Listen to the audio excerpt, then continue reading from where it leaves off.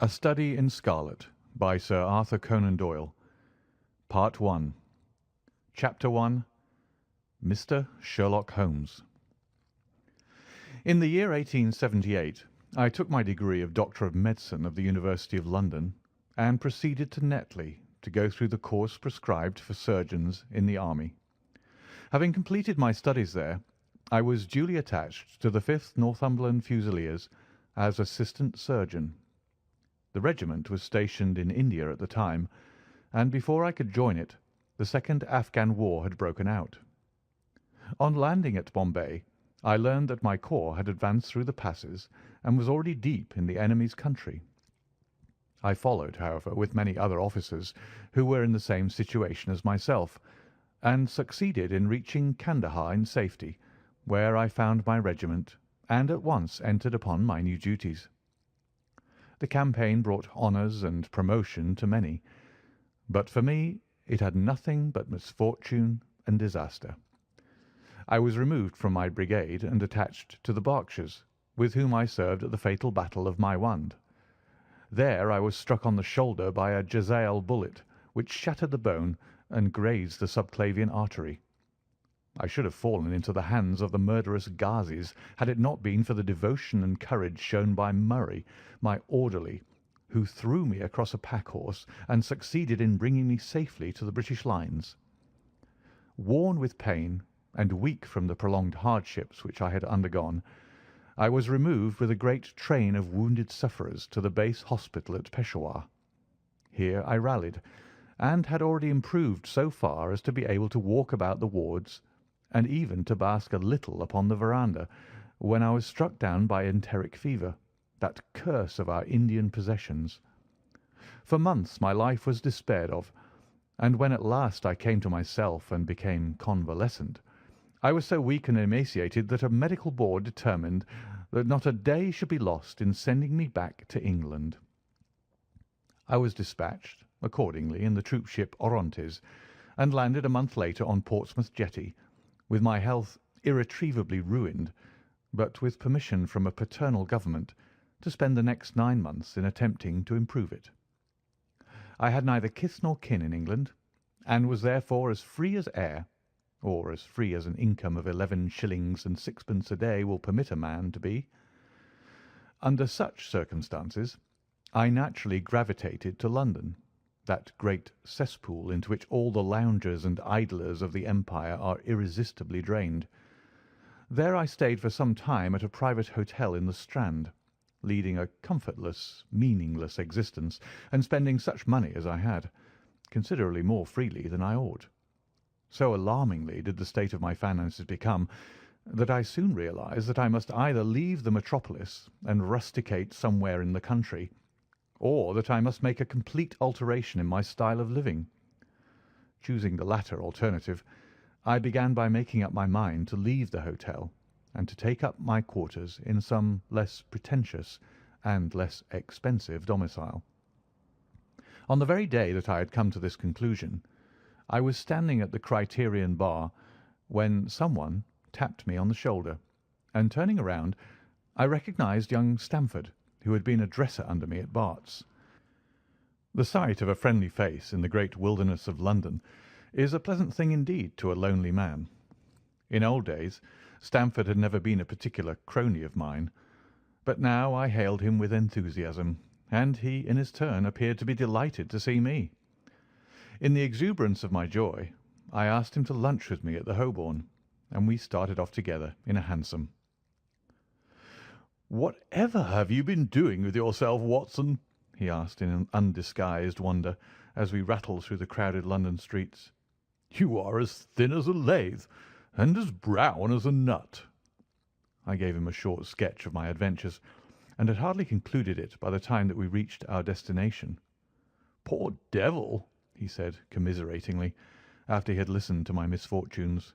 "What are you up to now?"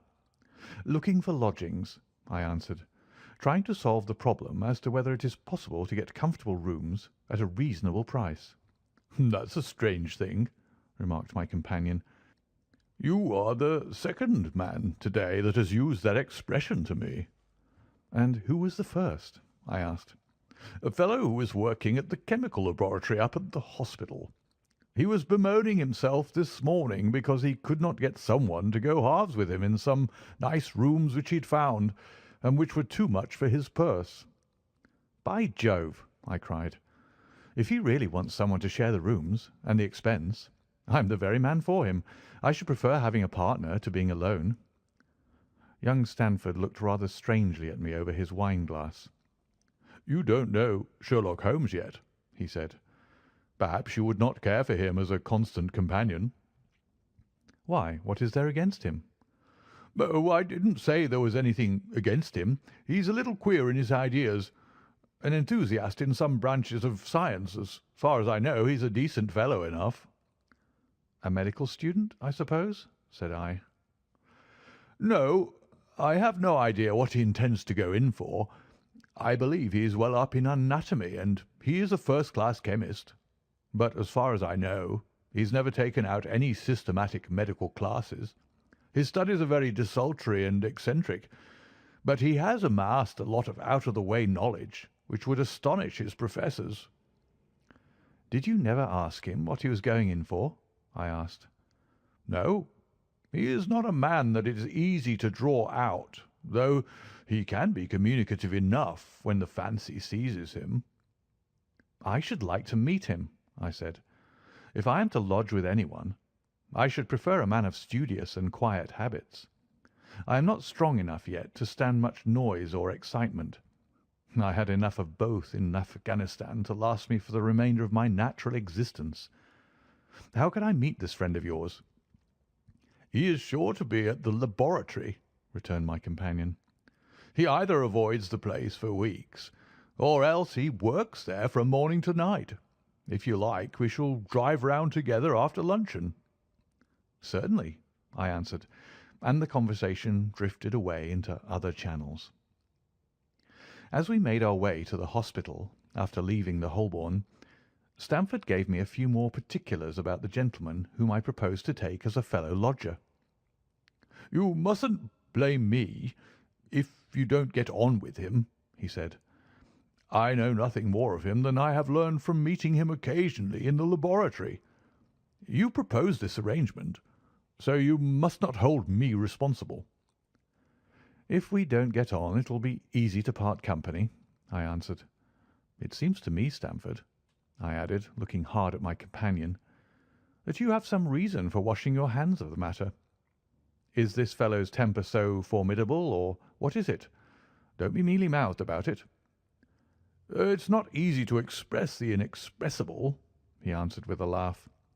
"Holmes is a little too scientific for my tastes. It approaches to cold-bloodedness. I could imagine his giving a friend a little pinch of the latest vegetable alkaloid, not out of malevolence, you understand, but simply out of a spirit of inquiry in order to have an accurate idea of the effects. To do him justice, I think that he would take it himself with the same readiness. He appears to have a passion for definite and exact knowledge." "Very right, too." "Yes, but it may be pushed to excess. When it comes to beating the subjects in the dissecting rooms with a stick, it is certainly taking rather a bizarre shape." "Beating the subjects?" "Yes, to verify how far bruises may be produced after death. I saw him at it with my own eyes."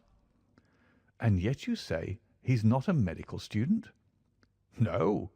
Heaven knows what the objects of his studies are. But here we are, and you must form your own impressions about him." As he spoke, we turned down a narrow lane and passed through a small side door, which opened into a wing of the great hospital. It was familiar ground to me, and I needed no guiding as we ascended the bleak stone staircase and made our way down the long corridor with its vista of whitewashed wall and dun-coloured doors. Near the further end, a low arched passage branched away from it and led to the chemical laboratory. This was a lofty chamber, lined and littered with countless bottles. Broad, low tables were scattered about, which bristled with retorts, test tubes, and little Bunsen lamps with their blue flickering flames. There was only one student in the room, who was bending over a distant table absorbed in his work. At the sound of our steps, he glanced around and sprang to his feet with a cry of pleasure. "I've found it! I've found it!" he shouted to my companion, running towards us with a test tube in his hand. "I have found a reagent which is precipitated by haemoglobin and by nothing else." Had he discovered a gold mine, greater delight could not have shone upon his features. "Dr. Watson, Mr. Sherlock Holmes," said Stamford, introducing us. "How are you?" he said cordially, gripping my hand with a strength for which I should hardly have given him credit. "You have been in Afghanistan, I perceive." "How on earth did you know that?" I asked in astonishment. "Never mind," said he, chuckling to himself. "The question now is about haemoglobin. No doubt you see the significance of this discovery of mine." "It is interesting, chemically, no doubt," I answered. "But practically?" "Why, man, it is the most practical medico-legal discovery for years. Don't you see that it gives us an infallible test for blood stains? Come over here now." He seized me by the coat sleeve in his eagerness and drew me over to the table at which he had been working. "Let us have some fresh blood," he said, digging a long bodkin into his finger and drawing off the resulting drop of blood in a chemical pipette. "Now I add this small quantity of blood to a litre of water. You perceive that the resulting mixture has the appearance of pure water. The proportion of blood cannot be more than 1 in a million. I have no doubt, however, that we shall be able to obtain the characteristic reaction."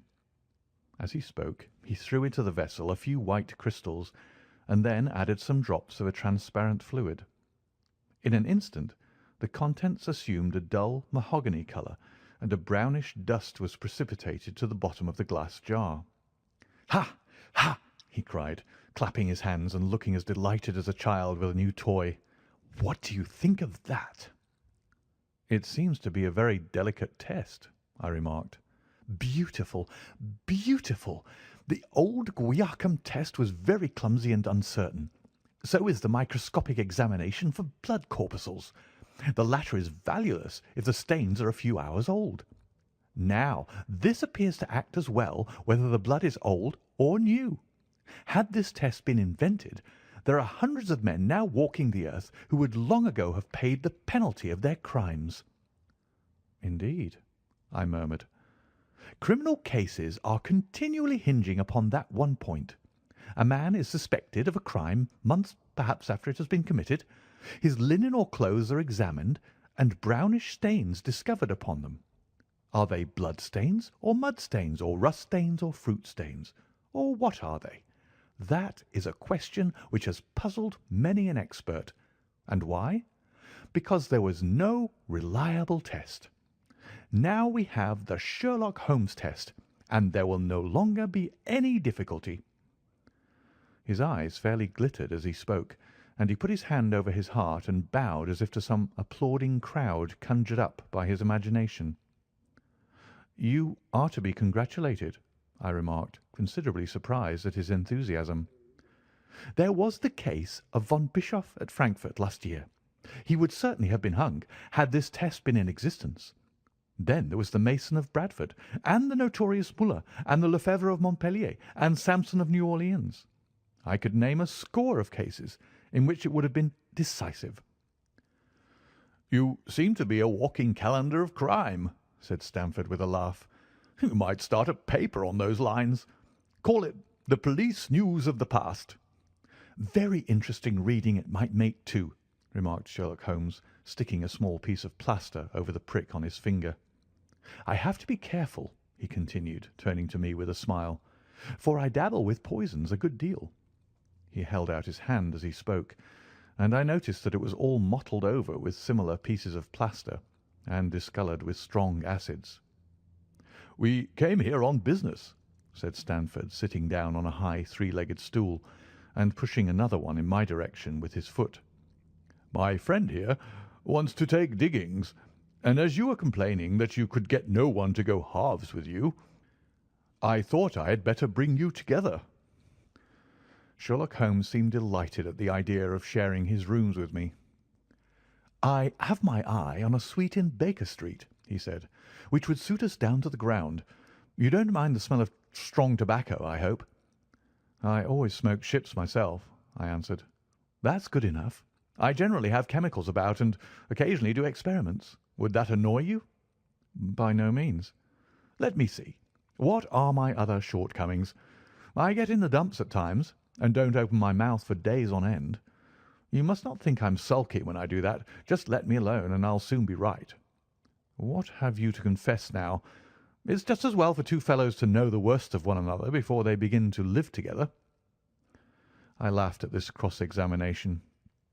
"I keep a bull-pup," I said, "and I object to rows because my nerves are shaken, and I get up at all sorts of ungodly hours, and I'm extremely lazy. I have another set of vices when I'm well, but those are the principal ones at present." "Do you include violin playing in your category of rows?" he asked anxiously. "It depends on the player," I answered. "A well-played violin is a treat for the gods. A badly played one—" "Oh, that's all right," he cried with a merry laugh. "I think we may consider the thing as settled. That is, if the rooms are agreeable to you." "When shall we see them?" "Call for me here at noon tomorrow. Then we'll go together and settle everything," he answered. "All right, noon exactly," said I, shaking his hand. We left him working among his chemicals, and we walked together towards my hotel.